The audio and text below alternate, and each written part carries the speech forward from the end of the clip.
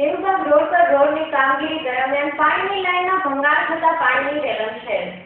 મહાનગરપાલિકા દ્વારા નિયમબાગથી જલ circle road પર રોડની પહોળાઈ વધારવાની કામગીરી શરૂ છે.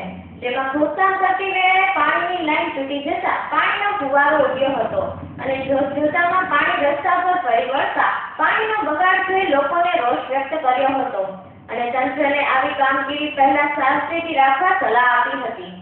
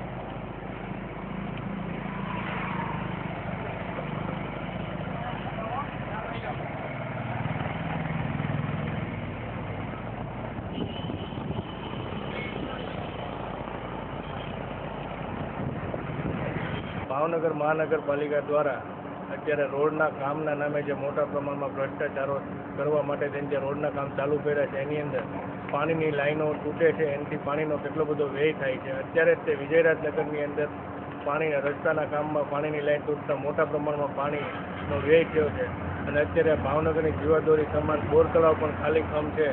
તો આ ભાવનગરનો ઊંઘતા તંત્રને અમારી એવી માગણી છે કે ખોટા આવા ભ્રષ્ટાચાર કરવા માટે તે રોડના કામના બહાને આ પાણીની લાઈનો તોડીને જે પાણીનો વ્યય કરે છે એ બંધ કરે.